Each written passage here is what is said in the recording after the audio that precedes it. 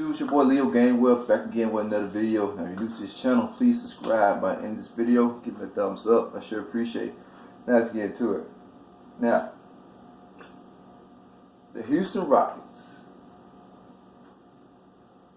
have no words for their game last night. It's a second collapse since the game 6, second collapse they had, and they had a good game plan. They was doing everything right. It was, you got Clay. The one thing was big. You got Klay Thompson in foul trouble, so he had to sit out. But I think throughout the most of the first half, you kept KD under control. You kept Curry under control at most point. Had Draymond had to make shots. There was no, I don't think there was no Iguodala on the court. I don't think there was Iguodala. But for the most part, you was, get ready to blow these guys out the water in halftime. Then third quarter shows up. Oh my goodness. It just turned into, they just froze up. They like I said in the other video with the Cleveland Cavaliers and the Celtics, once you have a good game plan, just keep sticking to it. They had a good game plan with a pick and roll between either Harden and Capella or Gordon and Capella, to match up with Steph. Because I might be wrong about this, but Steph Curry come back from injury in the playoffs in the was it the last round? I would think they would try to attack him more. I don't know if he was 100%, even though he was shooting, hitting every three, but like defense wise, I don't know if he was quick enough to check either Gordon or Harden. So I would have used that pick and roll or ISO against him, because most likely he's not the greatest defender on the team, and I would have took advantage of that, to let Golden State to force a double team and look for open shots.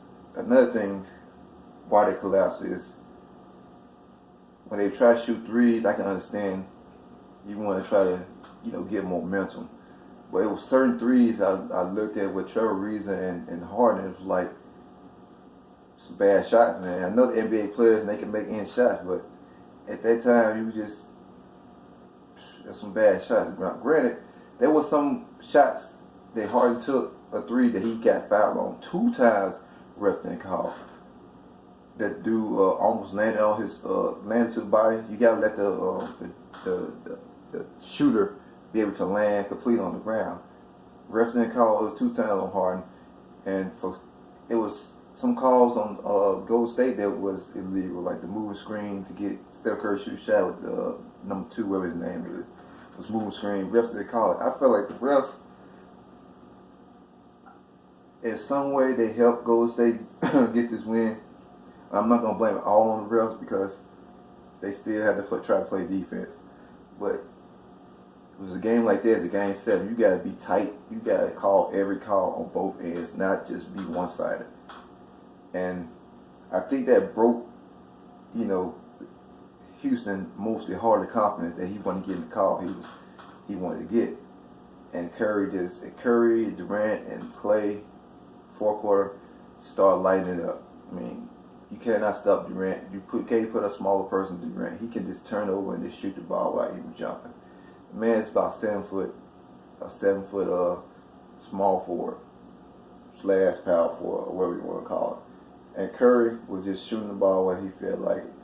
I felt like Houston could have did a better job with the pick and roll instead of doing ISO between James Harden and not Aaron Gordon, but I can't think of that dude named Gordon. I know his name is Gordon, because most likely it was just isolation. And when they put Brian Anderson in the game, I already knew what the Golden State Warriors was trying to get into that pick and roll with Brian Anderson on Curry, and that was just an accident waiting to happen. So Mike D'Antoni, I don't know. I know his coaching style from the Phoenix days. When he used to coach my team. The difference between Phoenix and Houston, if you had Steve Nash, And Steve Nash was more a creator. He was looking to pass to get people involved, which he was amazing at it. And plus, he was also a great 3-point shooter. I mean, he can get to the rim if he wanted to too, but most likely it was pass first option. Hard is more like and more mixtapes tour on the court. So I see why they lost the way they did, because Mike D'Antoni wants to score more points. He wants threes. He can care less about twos. And Golden State was using that advantage. They wanted them to shoot threes. They weren't checking them on the blow-by passes or take like a 15-footer to get 2 points. And see, most of the time when they did that, it was easy to get 2 points. Gordon go to get a layup, or Hart get to the layup. Pick and roll offense. Most of the time it was just pick and roll and then isolation. And Trevor Ariza was out of breath. I could tell from guarding KD and try to chase Steph at the same time. When there's stuff like that for a defender, because I know firsthand, if you play defense on somebody that can shoot, or that's very talented at getting to the basket, you don't have enough energy to do what you have to do on the offensive end. So you have to use most of your energy on defense. Because I know I'm not, like I said, I'm not the greatest shooter or the greatest scorer, but wherever I use my defense on the best offensive player in the gym, sometimes on the offensive end, I can't really do too much because I don't want to spend too much energy. I'm trying to be, defending, make sure we get a chance to win. But yeah, the Houston collapsed, and I just couldn't believe it, man. I mean, and then, I feel bad. Chris Paul was this close with getting to the finals. Couldn't play, got hurt.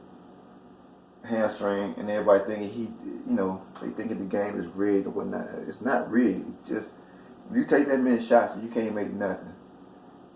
That can either ruin your confidence or you just keep shooting until your confidence builds up. They were missing a lot of shots. The only person that was, smart enough to try to keep the game going was P.J. Tucker. Man was grabbing rebounds. I'm talking about rebounds from 3 people: Kevin Durant, Draymond Green, everybody. I mean, that man deserved a good raise for balance to try to keep his team in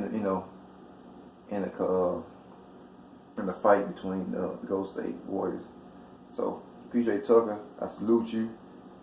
The ex-Phoenix Suns. I mean, for Harden, man, it's like whoever gets Golden State, it get close, game 6, game 7, you just can't get past them. Any other team, the Rockets will just blow them out the water, beat them.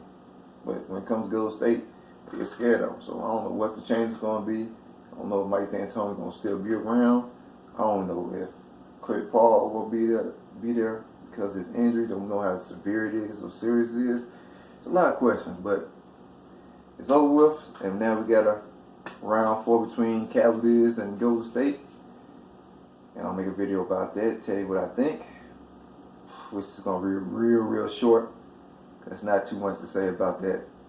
But, yeah, that's all I got for the Houston. They collapsed. I'll try again this year. As always, post your comments down below. Like, share, subscribe. And I'll catch y'all in this video. Peace. I'm out.